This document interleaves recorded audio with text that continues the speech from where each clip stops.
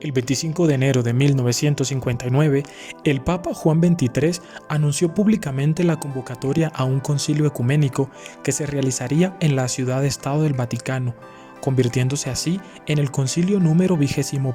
de carácter ecuménico y que sería conocido luego como Concilio Vaticano II, uno de los eventos más importantes de la Iglesia Católica en el siglo XX. Inició formalmente el 11 de noviembre de 1962 y se clausuró el 8 de diciembre de 1965 bajo las directrices del Papa Pablo VI. Contó con la asistencia de 2.450 obispos que abordaron temas capitales para la Iglesia, tales como la promoción del desarrollo de la fe católica, la renovación moral de la vida cristiana de los fieles, la adaptación de la disciplina eclesiástica a las necesidades y métodos del tiempo actual y la mejor interrelación con las demás religiones, principalmente las orientales. Se pretendió que fuera una actualización de la Iglesia, renovando los elementos que más necesidad tuvieran de ello, revisando el fondo y la forma de todas sus actividades. Los obispos de todo el mundo venían afrontando tremendos desafíos asociados al cambio político, social, económico y tecnológico. Algunos de ellos aspiraban a formas nuevas de responder a esos cambios. También el pasado Concilio Vaticano I, que se había desarrollado casi un siglo antes, había sido interrumpido por el ejército italiano cuando éste entró en Roma en los momentos finales de la unificación italiana. Solo habían concluido las deliberaciones relativas al papel del papado, por lo que habían quedado sin resolver los aspectos pastorales y dogmáticos concernientes al conjunto de la Iglesia. Entre 1923 y 1924, el Papa Pío XI solicitó a los obispos su parecer sobre la convocación de un concilio ecuménico o sobre la continuación del Vaticano I, y más de la mitad de estos habían dado su parecer de manera positiva. Lo mismo hizo Pío XII entre 1948 y 1951, quien además formó incluso comisiones preparatorias, pero al final esto no avanzó. Durante la celebración de la fiesta de la conversión de San Pablo, el 25 de enero de 1959, en un consistorio que el Papa Juan XXIII tuvo con los cardenales en la abadía de San Pablo Extramuros, tras la celebración en la Basílica, anunció su intención de convocar un concilio ecuménico. Dicho anuncio causó una gran sorpresa entre los presentes, ya que todavía no se habían transcurrido ni 3 meses desde la elección del pontífice. Por eso, los medios de comunicación dieron gran eco a la noticia, subrayando diversos elementos del discurso del Papa. La primera sesión conciliar comenzó con la inauguración en la Basílica de San Pedro ese 11 de octubre de 1962. El 20 de octubre, tomando en cuenta el interés mostrado por algunos padres conciliares de ofrecer un mensaje de parte del concilio al mundo, se votó rápidamente una propuesta que obtuvo la mayoría necesaria. Luego se comenzó con la discusión del esquema sobre la liturgia, conocido inicialmente como de Sacra Liturgia, que luego se llamará Sacrosanctum Concilium. El 3 de junio, el Papa Juan XXIII falleció. Hasta ese momento no se habían promulgado ningún documento resultante del concilio. Fue elegido el cardenal Montini, que tomó el nombre de Pablo VI. Al día siguiente, en su primer radiomensaje, aseguró que el concilio continuaría y que la fecha de apertura para la segunda sesión sería el 29 de septiembre. Este discurso de apertura, precisamente, remarcó el carácter pastoral del concilio y estableció que se deberían propender a 4 objetivos: una definición más completa de la naturaleza de la Iglesia y del papel del obispo, la renovación de la Iglesia católica, la restauración de la unidad de los cristianos y el comienzo del diálogo con el mundo contemporáneo. La tercera sesión se desarrolló el 14 de septiembre de 1964, donde se aplicó la Constitución Sacrosanctum Concilium en la celebración de la Eucaristía. La cuarta sesión, comenzada el 14 de septiembre de 1965, anunció la creación del Sínodo de Obispos. El 7 de diciembre de dicho año fue la última sesión pública solemne. Allí se promulgó la Constitución Pastoral Gaudium et Spes, los decretos Ad Gentes y Presbyterorum Ordinis, la Declaración Dignitatis Humanae. El concilio concluyó con una misa presidida por el Papa el 8 de diciembre. El Concilio Vaticano II dio lugar a un total de 3 constituciones, 2 de ellas dogmáticas y una pastoral, a 9 decretos conciliares y a 3 declaraciones conciliares, a los que se le pueden sumar la Constitución Apostólica Humanae Salutis, por la cual el Papa Juan XXIII había convocado el concilio. En lo que respecta a la Constitución Sacrosanctum Concilium, se ha de tener en cuenta que en la cuarta reunión conciliar se da comienzo al debate acerca de un borrador propuesto para la Constitución sobre la liturgia y de la reforma litúrgica en general. El voto global de todo el esquema de esta Constitución por parte de los padres conciliares se realizaría el 22 de noviembre y para el 4 de diciembre, en la Basílica Vaticana, el Sumo Pontífice promulgaría la Constitución Sacrosanctum Concilium sobre la Sagrada Liturgia. Este documento toma su nombre, como es tradición en los textos pontificios, del incipit latino Sacrosanctum Concilium. Este Sacrosanto Concilio, al ser una constitución, posee el máximo estatus de un texto conciliar, pues lo que presenta no es un simple cambio de disciplina del tema que aborda, sino que bajo los principios doctrinales expresados asienta la raíz de una verdadera y propia reforma, en este caso litúrgica, para toda la Iglesia. Por eso, dentro de su esencia, se encuentra la promoción de la reforma y el fomento de la liturgia para acrecentar así la vida cristiana de los fieles, contribuyendo además a la unión y a la adaptación de las instituciones eclesiales a los tiempos actuales y a las necesidades de la Iglesia, sin perder de vista su esencia. A lo largo de sus capítulos se encuentran superpuestos 2 planos que es necesario distinguir. Por un lado, para cada una de las diferentes secciones de la realidad litúrgica, la Sacrosanctum Concilium desarrolla los principios que tiene que ver de forma muy fundamental y general con la esencia de la liturgia y su celebración.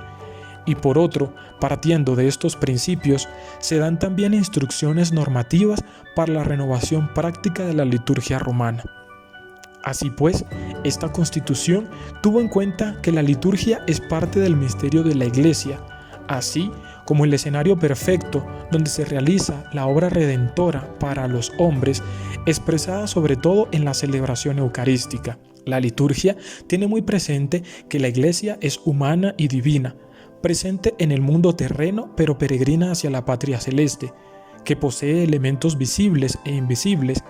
que es humana pero orientada a lo divino. Por eso la liturgia robustece las fuerzas de la Iglesia para que ésta pueda continuar con la predicación de Cristo. También la presenta como un signo levantado entre las naciones para que en ella se congreguen todos los hombres en unidad,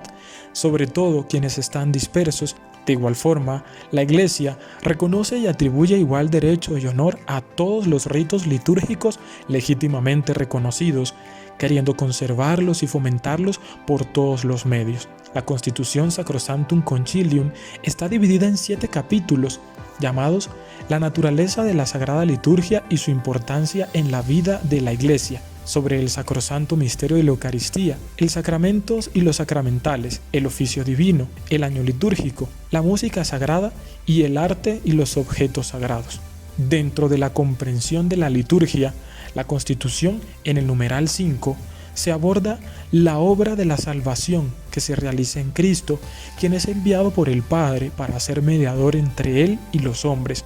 instrumento de nuestra salvación, y en quien se realiza la perfecta glorificación de Dios por medio de su pasión, resurrección y ascensión. Por eso la liturgia cristiana es siempre misterio pascual de Cristo, ya que en ella los signos sensibles significan y cada uno a su manera realizan la santificación del hombre. Por medio de la celebración litúrgica del misterio pascual de Jesucristo, el hombre experimenta en su realidad la muerte y la resurrección del mismo Cristo. No es una mera memorización o representación simbólica de los acontecimientos señalados, sino la presencia actualizada de la acción salvífica de Cristo en cada uno de los fieles. Por eso, radica especial importancia dicho misterio pascual, que se coloca en el centro de la liturgia como tal. Las celebraciones son la exaltación de la salvación divina realizada en Cristo, actualizada en la Iglesia con frecuencia y con la ayuda del Espíritu Santo. Cristo, quien ha sido enviado por el Padre, también envió a sus discípulos a extender esta obra salvífica que proclamaban, como se menciona en el numeral 6. En el numeral 7, Cristo está presente en la liturgia, pues se mantiene al lado de la Iglesia, de manera especial en las acciones que ésta realiza, como el sacrificio de la misa, en los sacramentos, en la palabra y en la asamblea de los fieles reunidos. La liturgia es considerada, pues, como el ejercicio del sacerdocio de Jesucristo, como se menciona en el numeral 6, mediante el sacrificio y los sacramentos, en torno a los cuales gira la vida litúrgica. Por eso, se ha comprendido que por medio del bautismo, los hombres son injertados en el misterio pascual de Cristo, ya que mueren y resucitan con Él, a la vez que reciben el Espíritu Santo, ya que en ella, que es el cuerpo místico, y su cabeza, Cristo, se ejerce un culto público e íntegro a Dios. Por eso, las celebraciones litúrgicas son acciones sagradas por excelencia, con una eficacia tal que resulta inigualable por otras acciones eclesiales. Por su parte, en el numeral 10, se presenta a la liturgia como la cumbre y la fuente de la vida eclesial, y es que la actividad de la Iglesia debe tender a ella, a la vez que la liturgia se convierte en la fuente de donde emana toda la fuerza de la Iglesia como tal. Por eso, los trabajos apostólicos deben tener como meta la reunión de todos para que alaben a Dios en medio de la Iglesia, para que participen del sacrificio y coman la cena del Señor. Y en medio de esto, la liturgia también será la que sacie con los sacramentos pascuales, ayude a los fieles para que éstos sean concordes con la piedad y les obtiene la santificación a la vez que glorifica a Dios. La liturgia también tiene una dimensión eclesial dentro de esta comprensión, ya que ella es la imagen más verdadera y plena de la Iglesia, pues permite que una comunidad pueda reunirse en torno a un mismo pastor. Por eso otorga a los creyentes los sacramentos por medio de los cuales los nutre, acompaña y orienta. En el numeral 6 se nos presenta la presencia del Espíritu Santo, ya que la liturgia recibe la fuerza de Él, quien es además el pedagogo de la fe y el artífice de los sacramentos. Es por esto que es necesario mencionar que las celebraciones litúrgicas son las oraciones y súplicas que la Iglesia entera eleva a Dios Padre y a quien se le pide el envío del Espíritu Santo para que santifique la vida de los fieles. En lo referente a la simplificación de la liturgia en la Constitución, dentro de la reforma propuesta, en la Constitución se puede apreciar que ésta posee una parte que es inmutable por ser institución divina, aunque también posee otras partes que sí están sujetas a cambio. Por esto, en la reforma se exhorta a una ordenación y clarificación de los textos y ritos, de modo que el pueblo fiel pueda entenderlos con facilidad, propiciando así su participación plena, activa, comunitaria y consciente. Este proceso de simplificación se nos muestra bajo las siguientes características: que los ritos deben resplandecer con una sencillez noble, que ellos sean claros y breves y no están contaminados por las repeticiones inútiles, adaptados también a las capacidades de los fieles, que estos ritos no tengan necesidad de muchas explicaciones y que tengan como principales fuentes la Sagrada Escritura y la liturgia para proclamar las maravillas obradas por Dios en la historia de la salvación humana. Se realiza un importante cambio, siempre en búsqueda de la mayor comprensión y participación activa de los fieles. Se pidió que la Iglesia no pretenda imponer una norma rígida ni uniforme en aquello que no afecte a la fe o al bien de la comunidad eclesial, sino que se ha de respetar las particularidades y las cualidades de las razas y de los pueblos, y se ha de considerar como buenas aquellas tradiciones que puedan ser incluso incorporadas al culto divino. En cuanto a la edificación litúrgica, la Constitución propone, desde el numeral 41, que se fomente la vida litúrgica de las diócesis y de sus parroquias, con el fin de integrar y de hacer partícipes tanto al clero como a los fieles en una misma oración, en una misma fe que manifieste a Cristo. También se pide el fomento de la acción pastoral litúrgica, por medio de la cual se abordarán las realidades de la liturgia, de la música sagrada, del arte sacro y de la pastoral. Y se recomiendan prácticas tales como la revisión de los materiales de los rituales para la fácil comprensión de los fieles, la riqueza bíblica que sea incluida en el misal, el restablecimiento de las oraciones comunes, el uso de la lengua vernácula para las celebraciones, la instrucción del pueblo, la revisión del material literario de los sacramentos y de los sacramentales, y siempre tener esto presente para la participación activa de los fieles. Precisamente en cuanto a la participación, que es el tema capital y central presente en toda la Constitución, se ha de tener en cuenta que todas las recomendaciones al respecto de las celebraciones litúrgicas siempre hacen referencia directa a la predilección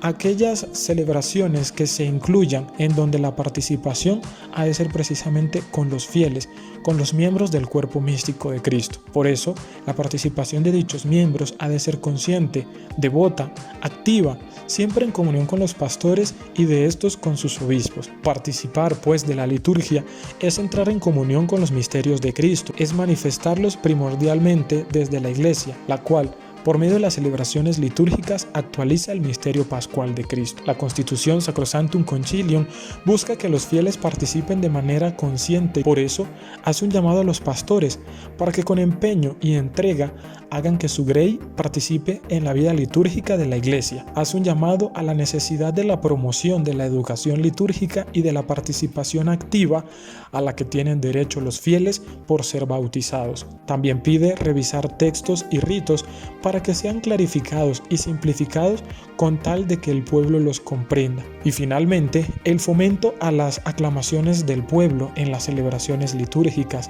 las respuestas, las salmodias, las antífonas, los cantos, los himnos, los gestos y las posturas que deben ser tenidos en cuenta y en los cuales el pueblo debe ser educado para que su participación cada vez sea mejor.